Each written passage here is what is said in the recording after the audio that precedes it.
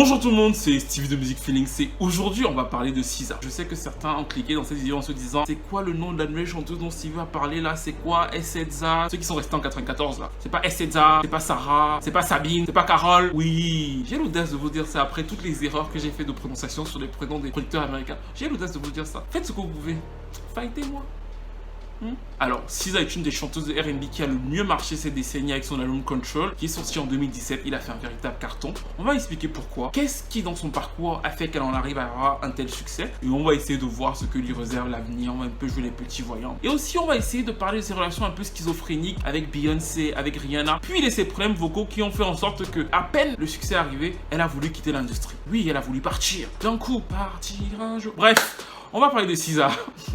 Allez, on commence la vidéo. N'hésitez pas à liker, à partager et bien sûr à me suivre sur Twitter et sur Instagram pour qu'on continue à échanger. Merci à tous et on commence la vidéo. Alors, pour ceux qui ne sauraient peut-être pas ou qui ne savent vraiment pas qui est SZA, c'est ça.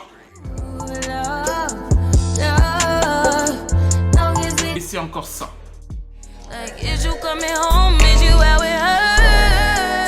Alors, c'est une chanteuse de R&B plutôt New Wave, nouvelle génération. Ils disent que c'est du R&B alternatif. Elle a sorti son album Control en 2017 et elle a connu un véritable succès à la fois critique et commercial. C'est-à-dire que l'album est aujourd'hui certifié disque de platine. Mais en plus, elle a été acclamée par la critique, à savoir que le Time Magazine a dit que c'était le meilleur album de 2017. Et s'il vous plaît, elle a été nommée 5 fois au Grammy Awards. Donc, elle est vraiment dans une belle phase, une envolée. Et on va revenir sur sa carrière et ce qui lui réserve plus ou moins la suite, quoi. Parce que 6 ans, on la connaît depuis pas mal de temps. En fait. Elle était là sur Twitter depuis quasiment 2010 et à la base c'est vraiment une chanteuse new soul dans un genre un peu barré. C'est quelquefois un peu de la poésie susurrée ou bien chantée. Elle était vraiment dans un genre néo soul, plus ou moins néo soul quoi, soul.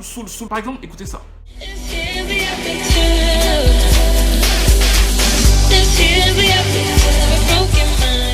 Et c'était vraiment une autodidacte, c'est-à-dire qu'elle ramassait des beats sur internet, faisait appel à des amis à elle et sortait ses petits projets sur la toile. C'est donc comme ça que petit à petit, elle a eu un petit buzz, elle est montée. Mais elle avait aussi une grosse gueule, quoi. Vous voyez, le genre de fille qui a toujours des choses à dire. Et c'était ça, SZA au début. Un jour d'ailleurs, Rihanna et Ciara se sont fightés. Je sais pas si vous vous en souvenez. Ciara était à la télévision américaine. Elle avait fait une petite pique à Rihanna sur une des tenues de Rihanna. Rihanna est montée sur Twitter pour la clasher sur le fait que Ciara ne remplisse pas de salle de concert. Je vous ai dit que ça c'est un des problèmes de la carrière de Ciara et tout le monde le sait dans l'industrie parce qu'en plus, je sais pas si vous avez remarqué, les autres performeuses, les Beyoncé, machin, elles ont souvent le ventilateur. Je sais pas, vous voyez toujours que les cheveux volent. Elles ont le ventilateur quelque part. Ciara transpire. Toute la transpiration là, tu vois comment la go transpire. Elle donne tout. Et les gens n'achètent pas de place de concert. Franchement, ça fait mal au cœur. Donc Rihanna avait sorti cette petite phrase pour la casser en lui disant que meuf, tu n'es même pas capable de remplir des salles, donc je sais pas de quelle salle tu parles, tu vois. Et donc la petite SZA, qui n'était rien derrière, avait sorti ce petit tweet où elle disait qu'elle ne comprend pas pourquoi Rihanna ou Ciara se battent parce qu'aucune d'elles n'est capable de chanter. Mais elle était encore une petite artiste que très peu de gens suivaient, mais elle avait balancé cette petite pique. Ensuite, quelques mois après, elle avait balancé aussi une petite pique sur Beyoncé, la femme de Jay-Z. Elle disait ceci par rapport à Beyoncé. En gros, qu'elle voyait que Beyoncé devenait de plus en plus blanche et qu'elle aurait pu jurer qu'un jour Beyoncé était noire. En gros, Beyoncé se blanchit la peau. Donc c'était un peu ça, SZA. C'est-à-dire que ça, c'est des éléments pour vous cerner un peu le personnage, grande gueule, qui a des choses à dire et qui dit ce qu'elle pense en fait. Parallèlement, la petite ne fait pas qu'envoyer des petites peaux de banane à ses grandes sœurs du mainstream. Elle travaille, elle peaufine son son.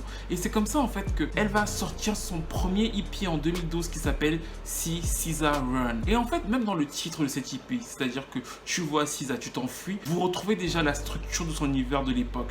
C'est quelque chose d'un peu barré, c'est de la néo-soul, mais vraiment très atmosphérique. Elle travaille son son toute seule, elle écrit ses textes, elle produit les titres avec des amis à elle, et ça donne quelque chose de souvent un peu comme si on lisait de la poésie, mais de manière très harmonisée. C'est vraiment quelque chose d'assez unique dans son genre, et on le retrouve sur des sons comme celui-ci.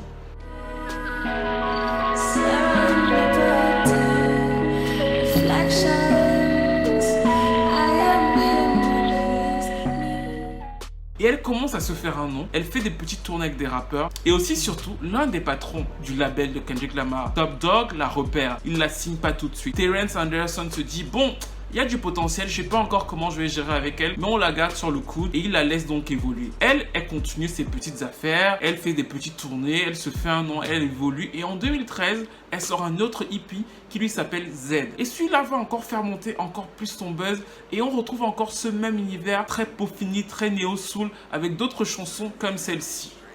I think I'm starting to feel something.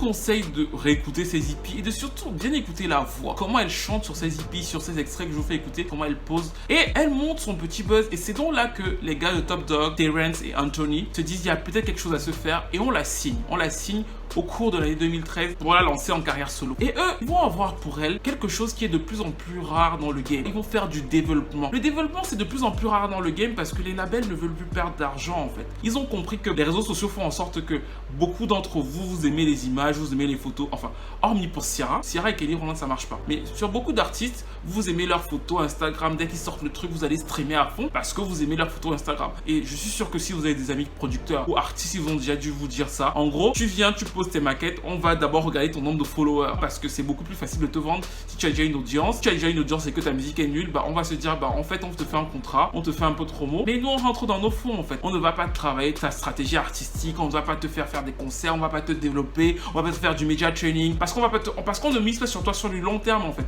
On se dit bon, on peut faire un coup avec toi, on le fait, tu fais ton argent, tu fais tes tournées, on a notre contrepartie.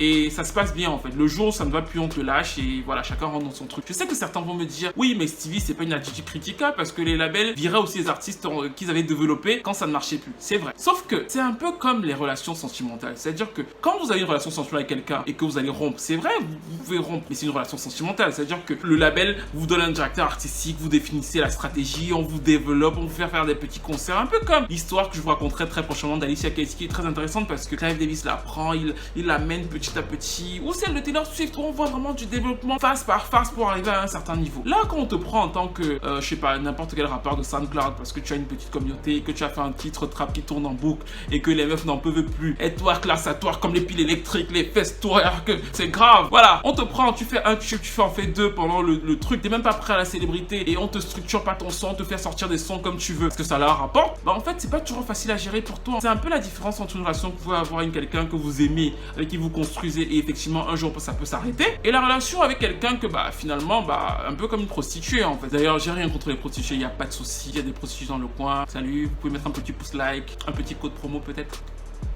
A few moments later. Ok, bref. Non, ce que je voulais dire en tout cas, c'est que la relation que beaucoup de labels ont avec certains rappeurs actuels, parce que c'est principalement eux, s'associe un peu plus à des relations de prostitution avec, voilà. Il n'y a pas de développement en fait. C'est-à-dire qu'on ne te porte pas pour devenir quelque chose sur le long terme, parce que pour eux, vous n'allez pas être sur le long terme. Mais ça, on verra ça plus tard. Ça marche pour le moment, on fait des coups avec eux, on se remplit les caisses et après on passe à autre chose. Et pour SZA, ils vont pas avoir cette réflexion-là. Ils vont se dire, on a la petite, elle sait écrire, elle sait faire pas mal de choses, on sait pas encore comment la marketer, mais on la signe quand même. Et la première chose pour laquelle ils vont la signer, c'est que comme SZA écrit tous ces textes-là, un peu de poésie et tout, bon, on va la prendre en tant que songwriter, on va la mettre dans plein de groupes d'écriture. Ça, c'est encore quelque chose que vous devez savoir. C'est-à-dire que sur certains commentaires de mes précédentes vidéos, je voyais des gens dire, mais pourquoi Mary J. Blige ne prend pas Ashanti pour écrire tout ce genre de choses. Mais c'est pas comme ça que ça marche en fait. C'est pas juste que oui, tel sait écrire, on le rappelle. Pour pouvoir avoir accès à certains cercles de l'industrie, faut soit être bien coté pour avoir des succès actuellement en fait. Pensez que Mary J. Blige ou bien je sais pas qui va se dire que oui bah moi je vais prendre sur mon album la chanson d'Ashanti qui elle-même n'a pas eu de chanson qui a marché depuis 2001. Vous êtes malade, vous êtes pas sérieux. Mary J. va pas se dire ça. Là Mary J. Blige est en studio avec Kehlani, bien sûr parce que c'est dans le son du moment, elle se dit je vais m'adapter, je suis le roux de la peine, voilà. Kehlani, je vais lui distribuer la peine parce que les gars c'est difficile, même si Kehlani sont avec les femmes, je suis sûr que les femmes trompent aussi. Kehlani, on va voir, tu vois. C'est ce que Mary J. Blige est en train de faire là en studio avec Kehlani. Elle va se dire que je vais prendre Ashanti qui elle-même ne marche pas depuis 2001. C'est ça la logique en fait. Mais vous verrez ça dans plein de mes vidéos. Quand Nio, par exemple, avec toutes les chansons de Nio, quasiment sur tous les albums de Def Jam, c'est parce que c'est Nio rapporté au label Def Jam. Dès que Nio c'est sur le marché, vous le voyez plus nulle part. Parce que c'est aussi un système mercantile. C'est pas juste que tu sais écrire et on te prend en fait. Ça dépasse totalement ça. Donc SZA, elle, pour revenir sur son cas, s'introduit donc dans le groupe Top Dawg, qui est un des groupes qui monte à l'époque, et il réussit à lui faire placer des chansons. Là où ça devient très drôle, c'est que SZA, l'un des premiers titres qu'elle écrit, c'est pour qui? C'est pour elle.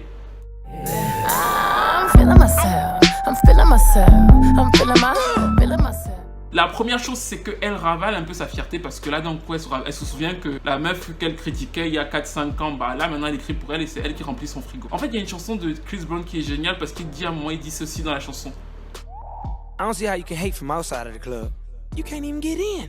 Comment tu peux détester depuis l'extérieur du club? Tu n'es même pas dans le club et toi tu détestes. Bah, SZA c'est ça en fait. Elle détestait alors qu'elle était pas dans le club. Dès qu'elle est arrivée dans le club, elle a commencé à se dire que money, money. Elle s'est dit le chèque là. Beyoncé noire, blanche, orange. Je prends. Chante ce que tu veux. Donc elle a écrit ce titre pour Beyoncé et Nicki Minaj.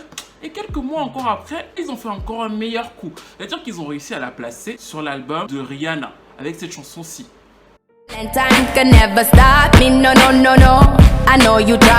Même chose que le truc avec Chris Brown, c'est-à-dire qu'elle nous avait cassé Rihanna en expliquant que Rihanna ne savait pas chanter. Et là d'un coup, elle est tout à fait prête à avoir un duo avec Rihanna qui, elle est gracieuse parce que Rihanna met le titre sur l'album entier et en fait une promotion, notamment l'amène notamment au Brit Awards et c'était ça.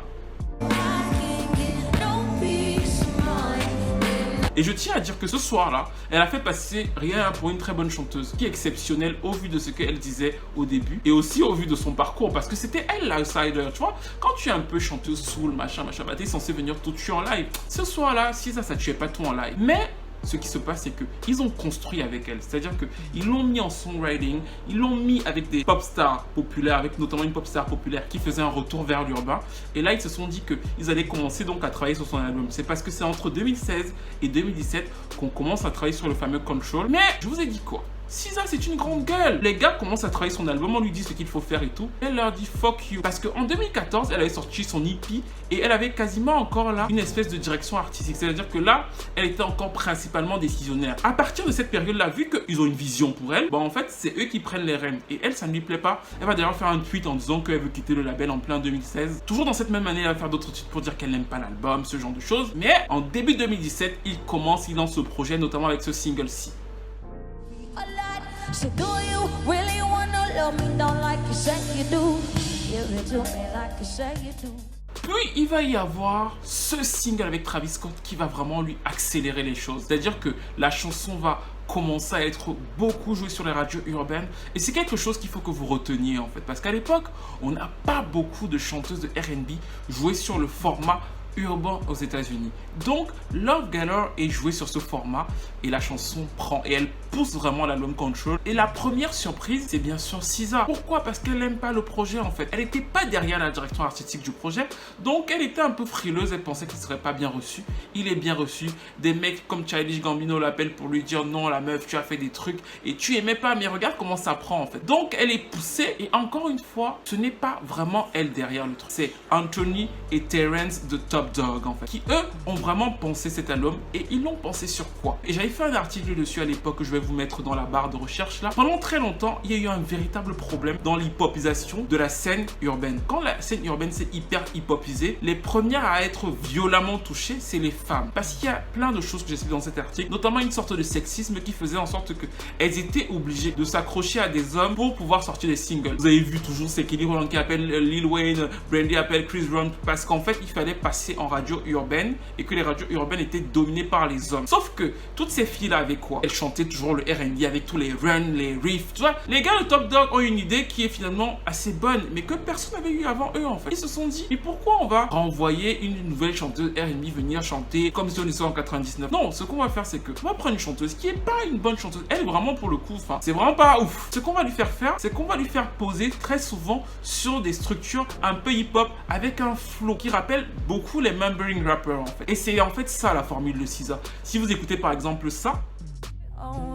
Skirt up, boy, she skirt down, you acting like me, acting like we wasn't more than. Pour retrouver ce truc, elle pose toujours un peu nanana avec cette espèce de flow saccadé qui rappelle beaucoup les rappeurs de son époque. En plus de ce truc donc qui est ce flow, c'est que beaucoup de gens en France pensent que les textes ne comptent pas. Ce n'est pas vrai, mais je vais vous expliquer au fil des vidéos que les textes, la manière dont les chanteurs comme chanteuses de R&B s'expriment, et ils s'expriment tous différemment, en fait ça compte. Et SZA, elle s'exprime de manière, elle parle de son pussy. En fait son album c'est comme un journal intime en fait. Elle est honnête, elle raconte tout ce qui lui arrive, et en plus elle n'a pas peur de dire qu'elle veut coucher avec le mec jusque le week-end. Enfin bref, elle raconte sa vie de manière d'une fille de 26, 25 ans, et à laquelle beaucoup d'autres filles de 25, 26 ans peuvent se se reconnaître en fait. Elle n'a pas le côté diva un peu inaccessible que beaucoup de chanteuses R&B ont. D'ailleurs, moi je dis souvent que c'est l'anti-Monica par excellence. C'est-à-dire que Monica, elle allait chanter les chansons de 6 ans en mode oui, j'envoie les riffs et je donne tous les vocals et je donne, voilà. C'est comme ça que Monica chante en fait. Je prends Monica parce que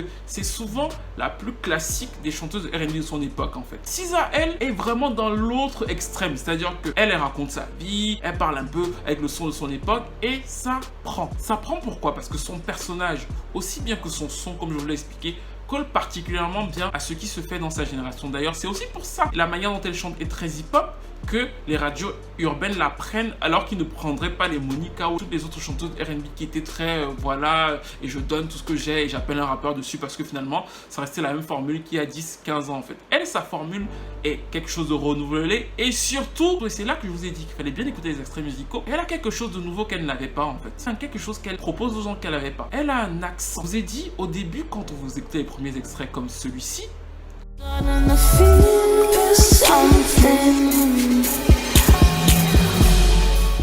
elle ne chantait pas avec un accent. Là d'un coup, elle chante avec un accent. Et au début, ça interpelle beaucoup de gens, notamment les gens qui la connaissaient avant, qui disent qu'elle commence à avoir un accent. C'est comme si demain, je commence à vous faire des vidéos en mode ouais, bonjour tout le monde, ouais, je suis Stevie de Music Feelings et je vais vous parler de Carla Bruni. Vous voyez ce que je veux dire? Voilà. C'est ce qui se passe un peu pour SZA parce qu'elle a un accent, mais bon, le son est bon, donc les gens passent un peu dessus. Jusqu'au moment où, quelques mois après, elle fait des lives, notamment celui-ci.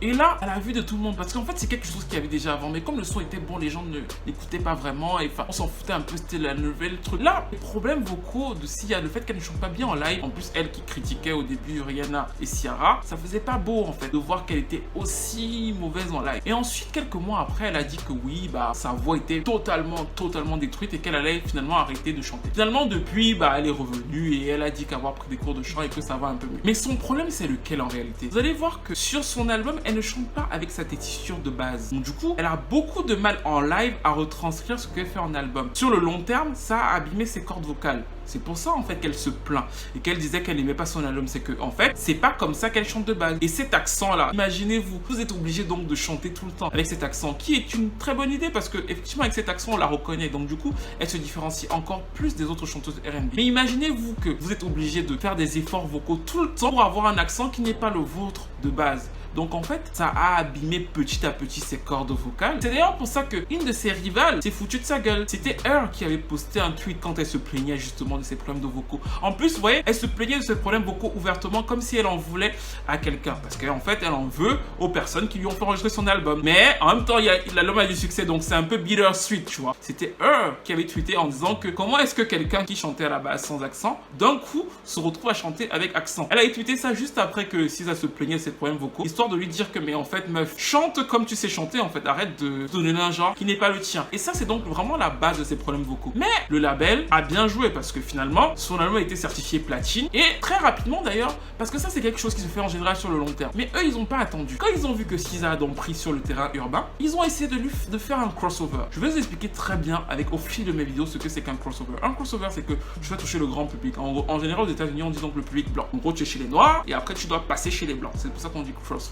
Et donc crossover, donc ça veut dire que tu vas toucher un public pop. Et il y a plusieurs manières de structurer un crossover. Eux ils ont choisi une vieille manière. La première manière c'est le featuring avec un artiste pop. Et là eux ils l'ont mis en feat avec les Maroon 5, c'était cette chanson.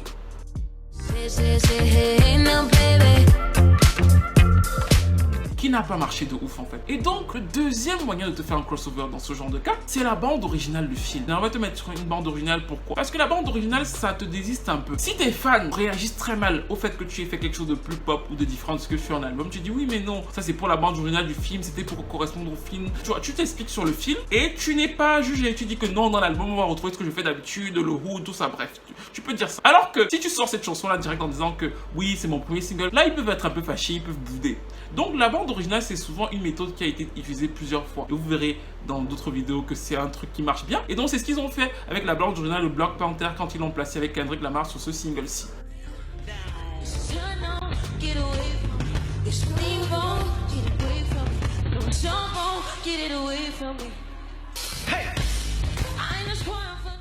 Je suis sûr que vous êtes nombreux à être venus dans cette vidéo en ne connaissant pas forcément SZA, mais en connaissant cette chanson. Et c'est normal, c'est un crossover, c'est-à-dire que c'est une chanson faite pour toucher un plus large public, une plus large audience, lui permettre d'être vu par plus de gens, sans toutefois froisser sa fanbase. En plus, c'est avec Kendrick Lamar, donc c'est la caution sur le même label, c'est vraiment une union. Et c'est un crossover réussi, pourquoi? Parce que à ce jour, c'est son plus gros tube dans le monde. Même aux États-Unis, la chanson est 7e au Hot 100, alors que les autres singles n'avaient été que 32e, 29e. C'est un crossover réussi. En plus, avec les collaborations avec Maroon 5 et Cardi B, on voit que les gars du label Top Dawg ont plus ou moins compris et bien façonné leur game. Ils ont fait quoi? Ils ont pris une chanteuse qui était plutôt néo-soul. Ils l'ont installée sur le créneau R&B mainstream avec ce petit accent qui est factice mais qui fait en sorte qu'on la reconnaisse. Et en plus, maintenant, ils sont en train de faire un crossover qui l'a fait connaître par une plus large audience et donne donc au label une espèce de R&B pop star. C'est pas encore totalement le cas, mais ils sont en train de la pousser vers ça en fait. Donc, l'opération SZA est une réussite. Mais comment ils vont faire sur le long terme? Parce que SZA, comme je vous ai dit, c'est un personnage. Elle dit toujours qu'elle n'aimait pas totalement l'album. Des fois, elle dit qu'elle va arrêter. Elle est un peu vexée contre eux à cause de ses cordes vocales et que voilà, c'est dur d'assurer des lives et donc de chanter toujours avec un accent qui n'est pas forcément le tien. Et en plus, c'est une femme qui est très pieuse. Ça peut surprendre parce que effectivement, ses lyriques, comme je vous ai dit, sont très crus. C'est du freestyle. Elle parle de sa chatte. Elle parle de manière très crue dans son album. Mais c'est une femme très pieuse. C'est une femme musulmane. Et d'ailleurs, les deux premières lettres de son prénom, Z c'est pour zigzag, A c'est pour Allah et le S c'est pour sauveur en fait, savior. Donc son nom même fait référence à la religion. Des fois elle dit qu'elle aimerait bien reporter le hijab parce que c'est quelque chose auquel elle tient en fait. Par exemple là. I would love to like wear my hijab and so you really did wear a hijab. But I feel like I don't want to wear my hijab and like talk crazy on stage and like be in videos with Travis Scott and this and that. Like I don't want to be disrespectful because I have too much love and respect like for the religion and just for my father at that and just for myself. Exactly. Mais elle ne peut pas le faire parce qu'elle chante souvent des textes un peu vulgaires et que ça peut froisser, y compris ses parents, y compris sa famille. Malgré tout, elle reste une femme pieuse. Donc ce n'est pas sûr et certain qu'elle aura envie de refaire le même album ou alors d'être dirigée de la même façon. Et c'est ce qui sera intéressant à suivre sur la suite de sa carrière. Toutefois donc, le point de cette vidéo était donc de vous expliquer comment la stratégie a été établie pour que ça marche, pourquoi ça marche et comment la suite va se faire. Parce que pour le moment, on ne sait pas. On sait juste que son single s'appellera Brace Yourself. Il arrivera cette année. On ne sait pas s'ils vont continuer dans cette direction pop ou alors s'ils vont faire une espèce de mélange entre son un peu plus pop et un son plus urbain ou alors encore si elle va garder son accent ou alors si elle va le lâcher parce que effectivement ça peut être compliqué sur le long terme. Il y a aussi une frustration quand on fait qu'elle n'ait pas gagné le Grammy Award et ça s'explique facilement. C'est-à-dire qu'au début des années 2010, mais ça je vous ferai une vidéo spéciale Grammy qui sera hyper importante à voir. Au début des années 2010, les Grammy ont beaucoup changé dans leur manière d'analyser le R&B parce qu'il y a eu beaucoup de plaintes et donc ils ont récompensé d'un coup dans les catégories R&B les chanteuses très classiques, les chanteuses de R&B qui chantent les Monica, ce genre de chanteuses, les Lala Hathaway. Vous c'est pas, vous avez vu que Lala Hathaway ramène beaucoup de Grammys, maintenant c'est devenu open bar pour elle, elle vient se mettre au Grammy, elle rentre avec ça chez elle. Depuis le début des années 2010, ça se passe comme ça en fait. Et donc les chanteuses comme SZA qui sont sur ce créneau un peu mumble rappy en fait, un espèce de faux chant, ont fait du mal et c'est donc pas une surprise que les Grammy lui en aient pas donné. Voilà, nous arrivons à la fin de cette vidéo. N'hésitez pas à me dire ce que vous en avez pensé, n'hésitez pas à me dire ce que vous pensez de SZA et de la stratégie du label, si vous pensez qu'elle est hyper réussie et qu'elle devrait continuer dans une direction plus pop, dites-le moi. Si vous pensez qu'elle devrait revenir à quelque chose de plus R&B, mainstream, dites-le moi. Si vous pensez qu'elle doit revenir au son néo-soul des débuts et abandonner tout ça. Si vous pensez qu'elle doit abandonner l'accent. Bref, voilà, tout ce genre de choses. Dites-moi ce que vous avez pensé de cette analyse. Merci à tout le monde et à la prochaine pour une nouvelle vidéo.